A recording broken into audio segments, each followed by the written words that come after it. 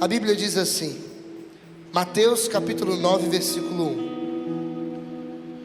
Jesus entrou no barco, atravessou o mar e foi para a sua cidade. Apresentaram-lhe então um paralítico, deitado em uma maca. Vendo a fé que tinham, Jesus disse ao paralítico: coragem, filho, os teus pecados estão perdoados. Então alguns dos escribas e fariseus pensaram consigo: ele está blasfemando. Jesus, porém, conhecendo seus pensamentos, disse-lhes: por que pensais o mal em vossos corações? O que é mais fácil dizer: os teus pecados estão perdoados, ou levanta-te e anda? Ora, para que saibais que o Filho do Homem tem poder para perdoar os pecados, então dirigiu-se ao paralítico e disse: levanta-te, pega a tua cama, vai para a tua casa. O paralítico levantou-se, foi para casa. Vendo isso, a multidão ficou cheia de temor e glorificou a Deus, porque deu tal autoridade aos homens. Esta é para nós palavra da salvação. Vamos aplaudir a palavra de Deus, igreja, em nome de Jesus, bem forte, para a palavra.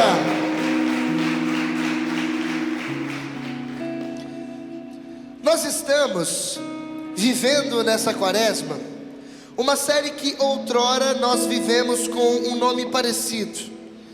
No ano passado, aliás, para ser mais preciso, no ano retrasado, nós vivemos uma série chamada Nazareno.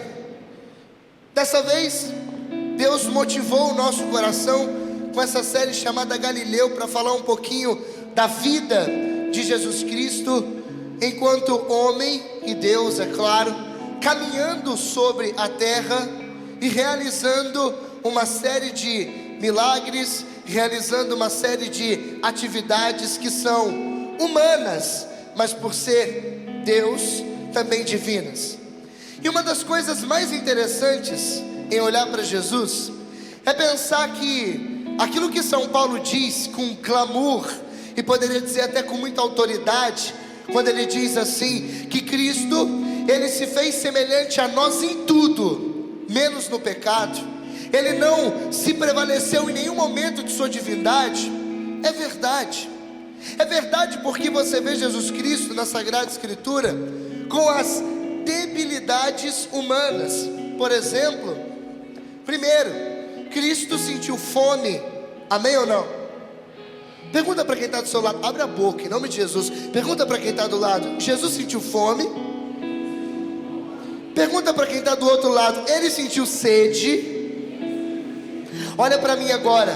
Jesus sentiu fome, Jesus sentiu sede, Jesus sentiu sono, Jesus sentiu vontade de ir ao banheiro, Jesus, ele sentiu tristeza, Jesus sentiu alegria, Jesus provavelmente um dia tenha ficado eufórico, Jesus em algum momento provavelmente ele teve algum tipo de ansiedade, daquela simples do dia a dia, sabe? Aquela ansiedade que faz parte, aquela ansiedade de falar em público, aquele medo. Jesus sentiu tudo isso, e é por isso que ele entende você.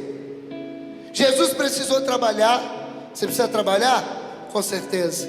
Jesus ganhou dinheiro. Olha só que legal. Então quer dizer que ganhar dinheiro não é pecado? Diga aleluia. Putz grila, velho. Vocês não estão me ouvindo, não? O som está funcionando aí atrás? Então fala para quem está do seu lado: irmão. Fala para o irmão: irmão, abra a boca, senão você vai morrer. Então vamos lá. Ele sentiu tudo que um ser humano sente. Ele sentiu até mesmo vontade de chorar. A Bíblia diz que um dos principais a Bíblia diz que, a Bíblia mostra, óbvio, com clareza, que o menor versículo é dizendo e Jesus chorou. Percebe que Jesus se assemelha a mim e a você de forma clara. Se assemelha a mim e a você, posso dizer, em tudo, menos no pecado. E uma das coisas mais bonitas que Jesus fez, e agora já parte para a sua vida prática e o seu ministério, foi transformar com a sua vida divina, mas também humana, a vida das outras pessoas. Sabe aquela pessoa que tem a capacidade de, numa roda, está todo mundo um pouco baixo astral, as pessoas não estão sorrindo, não estão alegres, às vezes viveram um momento difícil, e chega aquela pessoa para cima, normalmente é o sanguíneo, que muito feliz e alegre, consegue contar uma piada e arrancar um sorriso, até de um coração que às vezes está sofrendo. Jesus com certeza fazia isso. Ele sabia com sua vida prática transformar a vida das pessoas, e isso sem precisar fazer milagres. Jesus com certeza era um homem cativante, era um homem que, à medida que as pessoas se aproximavam dele, elas ficavam incomodadas, num certo sentido, pensando: que homem é esse? Jesus era como um homem perfumado, que quando passa diante de nós, a gente olha, respira e fala: uau, que homem cheiroso. É ou não é verdade? Ou uma mulher cheirosa. Quem aqui já, alguém passou perto de você e você pensou assim: meu Deus, que perfume bom. Quando uma pessoa passa e ela está bem perfumada, o que fica é a essência. E a essência transforma o quê? Pergunte o quê? Transforma o olfato. Antes você não sente cheiro de nada. O que cheira o ar? Absolutamente nada. O cheiro de ar não tem graça, mas quando você sente a essência de um perfume, você fica uau. Agora pensa, se um perfume é algo humano, material, é capaz de transformar uma realidade física, que é o olfato, imagina Jesus em pessoa, 100% homem e 100% Deus. O que ele não fazia quando ele se aproximava das pessoas? Meu Deus do céu. Eu imagino você sentado na praça, sem fazer nada, talvez tomando um sorvete, e chega Jesus Cristo. Com certeza, por mais que você não o conheça, você ficaria desconcertada, porque a presença de Jesus, ela transforma, ela muda a realidade natural. O perfume, quando passa, a essência que fica, muda o ambiente. Por quê? Entra, por exemplo, numa sala pequena, uma pessoa perfumada entra dentro do estúdio, sem ter um ventilador ligado, o ambiente se transforma. Por mais que a pessoa saia, qualquer um que entre ali vai dizer: alguém perfumado passou por aqui. Fala para quem está do seu lado: alguém perfumado passou por aqui. Jesus é a mesma coisa. Aonde quer que ele vai, aonde quer que ele passa, ele modifica não só o ambiente, como por exemplo Jesus está, eu estou falando da Sagrada Escritura, como Jesus, por exemplo, andando sobre o mar, uma grande tempestade, ele acalma a tempestade, uma realidade da natureza, mas ele também acalma o coração dos discípulos. Então Jesus, ele sem precisar fazer milagres, ele já consegue mudar a realidade das coisas, do lugar e das pessoas. Agora você imagina, esse homem que de boca calada, com certeza era um impacto. Imagina esse homem dizendo: os teus pecados estão perdoados. Foi isso que aconteceu com a vida desse paralítico aqui, nesse texto que eu acabei de ler para vocês. A vida dele provavelmente estava ali há anos vivendo aquela realidade da paralisia das pernas. Ele não conseguia andar. Jesus se aproximou dele, e é óbvio que todo mundo pensava que imediatamente ele diria para aquele homem para que ele andasse, porque a presença de Jesus transforma aqueles a quem ele toca, a quem ele dirige a palavra. Ele faz algo diferente. Ao invés de dizer de primeiras aqui, levante e anda, ele diz: os teus pecados estão perdoados.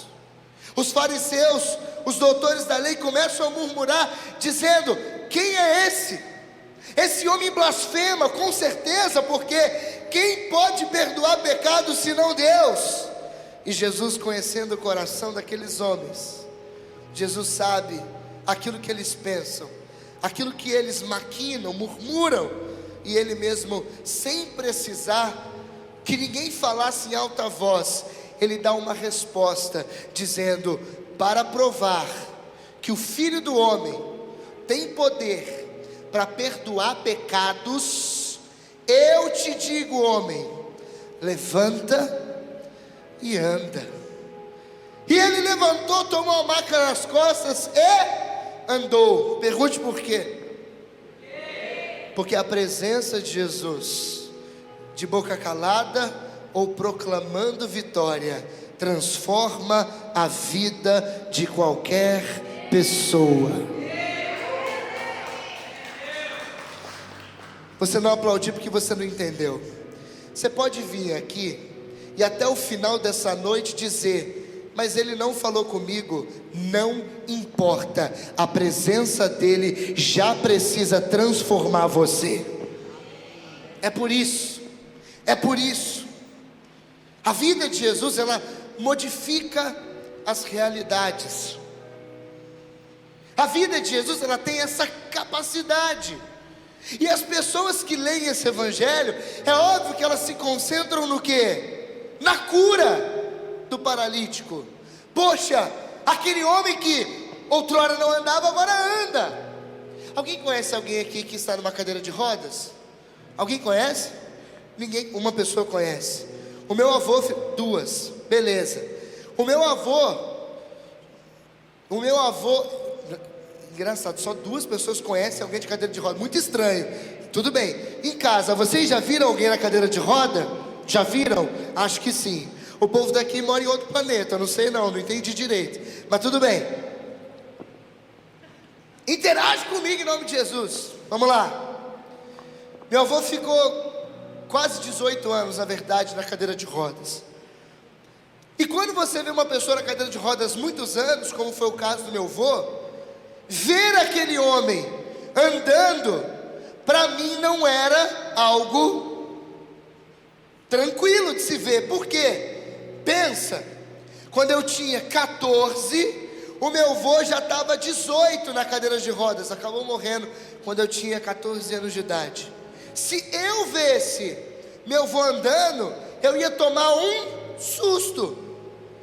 Se você conhece um cadeirante, talvez de nascença, não importa, alguém que se tornou cadeirante, e depois você enxergar a pessoa andando, você vai dizer: uau, isso é sobrenatural, porque é aquilo que chama mais atenção. Só que é o que aconteceu com Jesus e aqueles que estavam com ele. O mais interessante para eles era ver aquele homem que outrora não andava, agora ele anda. E vocês vão ver onde eu vou chegar, tudo bem? Preste atenção. E isso é bom. Se impressionar com alguém que uma hora está com uma doença e agora não tem mais, é maravilhoso. Mas tem uma coisa que é mais sobrenatural, tem uma coisa que é mais maravilhosa, tem uma coisa que é mais escandalosa de você ver na vida de uma pessoa que encontrou Jesus. E sabe o que é? Não é ela ser curada de um problema físico, não é ela receber a cura que ela precisava, não é ela ter a resolução do seu problema ou dos seus problemas financeiros. Não é. O que mais deve impressionar a vida dos homens e das mulheres que buscam a Deus, é enxergar que uma pessoa que encontrou Jesus viveu a partir daquele dia, ele dizendo algo ou não dizendo, essas pessoas terem uma vida transformada. Porque a vida de Jesus transforma a realidade que ele chega. Ele poderia ter parado no: olha, os seus pecados estão perdoados. Poderia. O contexto, vamos analisar o contexto. Por que Jesus precisou dizer também para o homem levantar? Já bastava. O mais importante era a cura do coração e da alma daquele homem. Porque naquele tempo, Jesus estava provando, estava mostrando com sinais que ele era o Messias. Hoje, ele não precisa mais. Hoje, você já conhece Jesus. Hoje, para você, basta ouvir: os teus pecados estão perdoados, para que você ande. Outrora não, estávamos, como diz São Paulo, às apalpadelas, ou seja, com as vistas tampadas, no escuro. Agora não. Mas a pergunta que eu faço para você é: por que você, eu e outros, por que nós nos encontramos com Jesus? Diga amém. Por que nós vivemos uma experiência de batismo no Espírito Santo com Ele? Diga amém. E nós não transformamos a nossa vida. Para pensar. Você já encontrou Jesus diversas vezes. Você já viveu momentos assim, inúmeros. Você que está em casa, você já foi num retiro.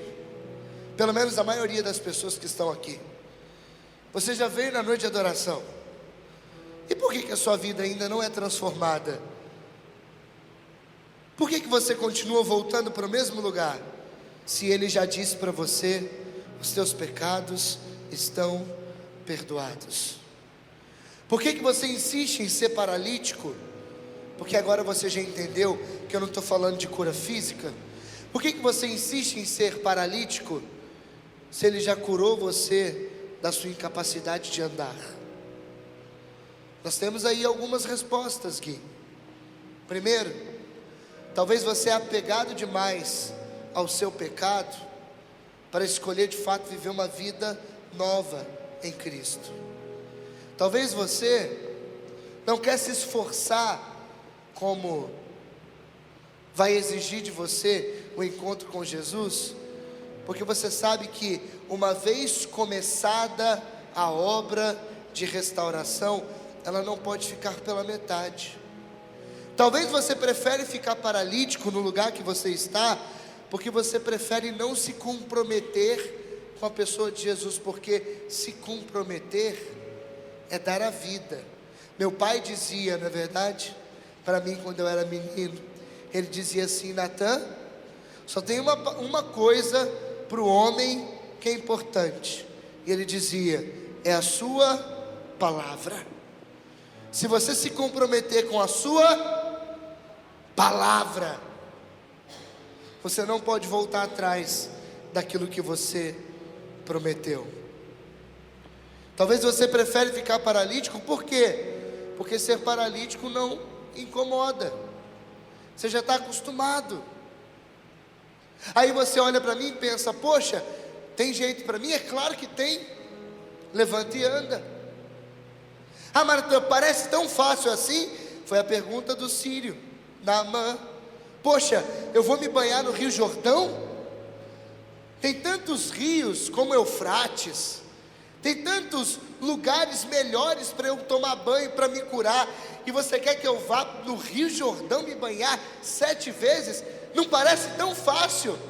Levanta e anda, começa a caminhar, vai, os teus pecados estão perdoados. Mas eu e você preferimos ficar na inércia da nossa vida comodista.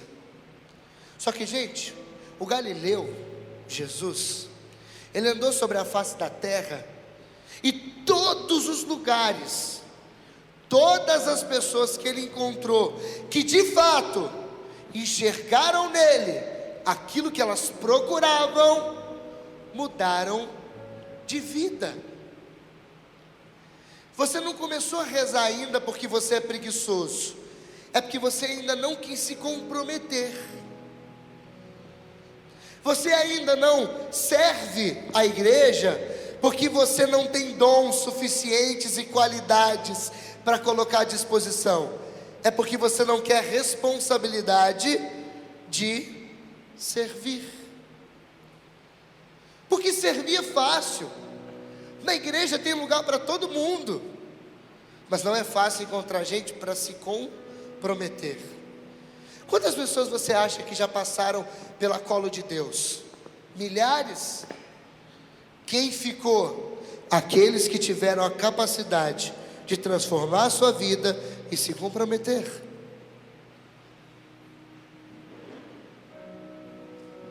Ah, Natan, mas eu acho que isso está parecendo fácil demais. Mas a proposta de Jesus não é tão difícil quanto aparenta, ou o marketing que colocam sobre ela. É aquilo que dizia Dom Bosco: ser santo é simples, somos nós que dificultamos. Aí você pensa, mas eu vou precisar fazer muitas coisas. Não, ele só te pediu uma: renuncie a si mesmo, tome a sua cruz e me siga. Está vendo o que a vida do Galileu exige? Somente que nós façamos como aquele paralítico: levantemos e andemos. Olha, o Benito no final da oração ministrou assim: volta para a casa do Pai. Olha para quem está do seu lado e fala: volta para a casa do Pai.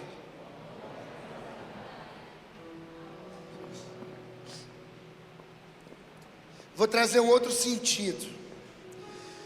Não volta para a casa do Pai não. De onde você está, aceita o Pai que você tem e vive a tua vida. Não é difícil buscar a Deus. É porque Natan, que isso? Você não quer que volte para a casa do Pai? Vou explicar para não parecer que eu sou idiota, tá? É porque se você tiver a mentalidade de que sempre você precisa voltar, você vai ter a sensação de que você precisa trilhar um caminho cansativo para depois de voltar, começar a caminhar. São aquelas pessoas que acham que para começar a seguir a Deus, acham que precisam viver coisas muito sobrenaturais. Nós estamos numa geração completamente epidérmica, ou seja, se eu não sentir, se Deus não falou, se eu não vi o paralítico andar, eu acho que ele não agiu, eu acho que ele não está aqui. A presença de Jesus, lembra, ela, sem ele precisar dizer nada, ela já transforma o ambiente, transforma os lugares. É óbvio que na Sagrada Escritura você vê Jesus fazendo as coisas. Eu vou trazer um sentido aqui agora. Jesus entrou na casa da sogra de Pedro. Ela estava acamada, próxima de morrer. E a Bíblia diz que Jesus entra, cura aquela mulher, e ela se levanta e começa a servir. Sim ou não? Sim ou não? Sim ou não? Sim, bacana. Mas pergunta: Jesus andava de bonde, amém ou não? Você acha que ela cozinhou, passou e limpou sozinha? Não. Mas Natan, o que você está querendo dizer com isso? Às vezes uma pessoa precisa da cura para levantar e começar a servir, mas tinha um monte em volta que testemunhou, ou que chegou depois, que já estava ajudando a sogra curada, sem ter visto a cura, somente porque foram transformados pela presença e a pessoa de Jesus. Se você não entendeu, eu vou clarificar ainda mais. Agora eu vou desenhar. Você não precisa ver grandes coisas para entender: ah não, eu acho que ele me chamou mesmo. Não, basta estar um dia, um segundo, um momento na presença dele para: eu não posso mais ser o mesmo. Ah, mas eu ainda estou enfermo. A Bíblia diz em Oséias que quando o Senhor nos chama, que até os enfermos gritem: eu sou guerreiro também. Não importa, ah, mas a minha família continua na merda. Tá tudo bem, tá tudo bem. Talvez a minha também. Poxa, talvez não, tenho certeza. Tá tudo bem. Tive uma pessoa da minha família hoje que foi presa. Chupa essa manga. Tá, ou seja, mas nada aconteceu. Eu não vi um grande milagre, uma teofania, né, que é uma manifestação. Não tem problema, esteve na presença dele, então transforma a sua vida. Até quando você vai esperar grandes coisas para mudar? Até quando você vai esperar? Não vou esperar, porque quando eu for consagrado, aí as coisas vão. Não vai. Ah não, Natan, é que quando eu casar, aí resolve. Claro, se você está em pecado, só vai resolver quando casar, fato. Mas, ah não, Natan, é que eu vou começar a ir na missa de domingo quando eu estiver mais tranquilo com meu filho, porque não vai. Começa agora, caminha agora, faz agora. A maioria das pessoas que Jesus passou por elas, não foram com ele, ficaram. Caramba, Nicodemos era o mestre de Israel, como diz o The Chosen, teacher of the teachers, não é? O professor dos professores. Uau, mandei o inglês agora. Muito bom. Orgulho de mim, hein, Felipe? Estou falando até inglês. Caramba, cara. Mas até ele, Felipe, o professor dos professores, não continuou andando com Jesus, no sentido de seguir a Jesus naquele tempo. Quantos que Jesus também passou, como a própria sogra de Pedro, que teve um contato, e transformou a sua vida? Ou aquela menina Tabita que ele ressuscitou, um contato, Felipe. Isso aqui serve, vou até chegar mais para frente, vou até beber um pouco de água.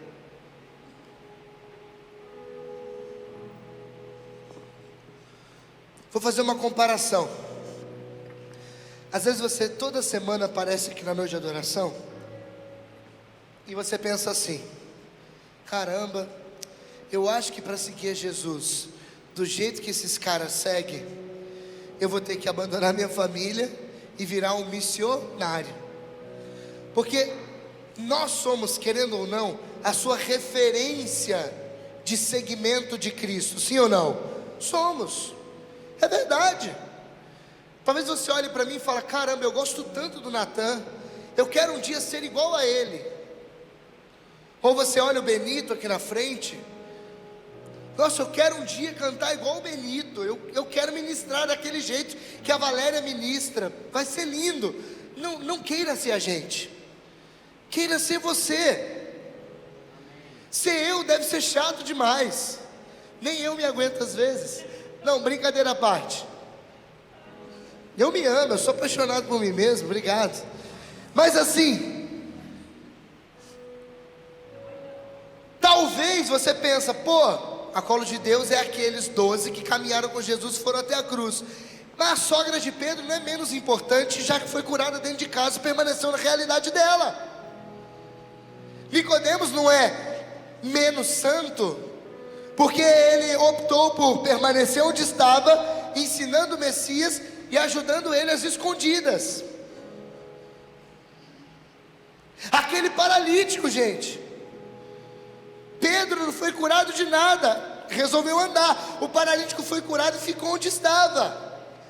Qual é a característica comum de todos? A que liga todos uns com os outros. Não é a forma com que eles vão agir depois que eles tiveram encontro com Cristo, mas é saber se eles foram transformados ou não pela presença de Jesus em suas vidas. Isso significa que o que vai dizer que você encontrou Jesus é se você foi transformado no caráter, no jeito de agir, na forma com que você se relaciona com seus amigos, com o seu padre, com a sua família. Você entende? Aí agora você pode pensar assim: caraca, então eu não preciso de uma grande coisa assim milagrosa? E eu vou dizer: não. Aí Jesus ele vai dizer ainda mais, Felipe, ele vai dizer assim, ó: bem-aventurados foram aqueles que acreditaram sem nunca terem visto. A Colo de Deus vai embora de Jandaia. A Colo de Deus vai para Maringá. Não sei nem se eu podia falar. Já falei. A ação entre amigos é para isso. O que vai demonstrar que de fato você entendeu o que a gente pregou aqui durante 5 anos? Sabe o que? É se você teve, pela vida do Galileu, a sua vida transformada. É isso. Nós vamos embora. Uns vão dizer: eu fui curado. A Colo de Deus não vai embora, na verdade, né? A Colo de Deus permanece em Jandaia, porque nós teremos membros aqui. E a Colo de Deus é onde está um membro, está o carisma, a explosão do carisma. Diga aleluia. Quem vai ser missionário da Colo de Deus e vai permanecer aqui em Jandaia? Diga aleluia. Temos aí uma galera. A sede, isso aqui que vocês estão vendo que vai mudar. O local da transmissão da noite de adoração, a Colo de Deus vai permanecer. Ficou claro? Para ninguém perguntar: ai, foi embora, eu gostava tanto do gordinho pregando. Eu sei, pode me ver em Maringá também. Mas assim, o que mais importa para nós é saber se a sua vida foi transformada. Aí agora eu volto lá no início da pregação, para você entender por que eu comecei como eu comecei. Eu comecei dizendo o quê? Eu comecei dizendo que Jesus é homem como nós, e que a vida dele, profetizando cura ou não, transforma a vida de quem ele toca. E às vezes o tocar de Jesus não é o tocar físico, mas é somente de estar com aquela pessoa. Notícia boa: todos vocês, unanimemente, foram tocados por Jesus nessa noite. Portanto, nenhum de vocês pode ser a mesma pessoa depois dessa noite, porque a Bíblia diz em 2 Coríntios 5,17 que todo aquele que está em Cristo é uma nova criatura, passou-se o que era velho e tudo se faz novo em nome de Jesus. A sua vida mudará para sempre. Eu vou pedir para Jesus perturbar você. Quando nos seus sonhos você disser: vou dormir, chega com esse negócio de igreja, Jesus vai aparecer e vai dizer: lembra? Eu não me esqueci não, viu? Porque Ele não vai se esquecer de você. Coloca a mão no seu coração. Feche os seus olhos.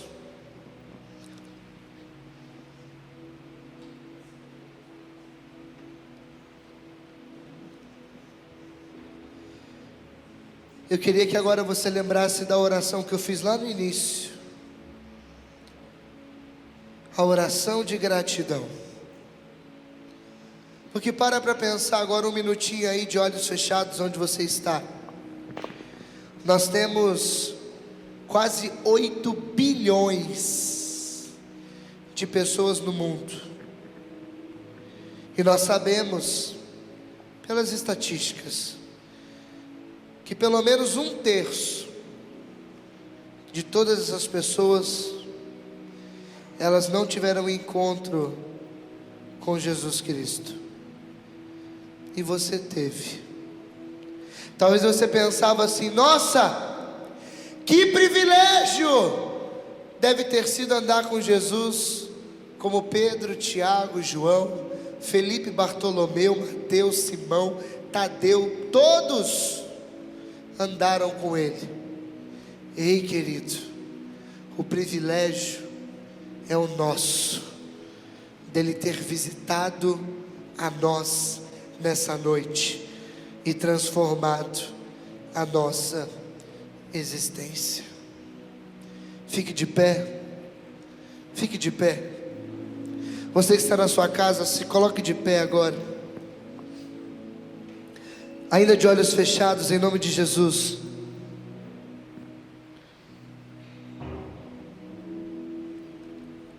Eu queria que você falasse com Deus agora. Eu queria que com suas palavras dentro do teu coração você dissesse a Deus que a partir de hoje você será uma pessoa diferente. Chega de ser a mesma pessoa da vida velha até hoje.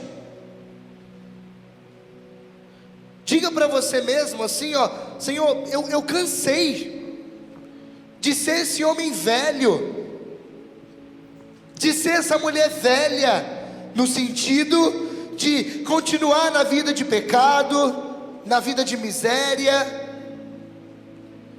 Diga: eu estou cansada de mim mesma, eu me proponho a rezar e não rezo. Eu digo que vou à missa e deixo de ir para ficar no TikTok. Diga para Ele assim: Senhor, eu te encontrei. A vida de todos aqueles que te encontraram na Sagrada Escritura foram transformados. Então transforma a minha vida hoje. Eu sei que sozinho eu não consigo, mas auxiliado pela tua graça, auxiliado pelo teu amor, pelo teu Espírito, eu sei que eu consigo mudar.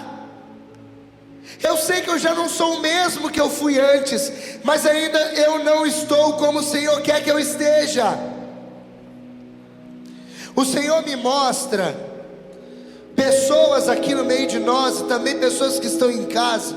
Feche os seus olhos, visualize isso comigo. Eu vejo as pessoas numa pista de corrida não de carro, corrida de pessoas mesmo. E eu vejo as pessoas começando a caminhar naquela posição, sabe, de começar uma corrida de competição.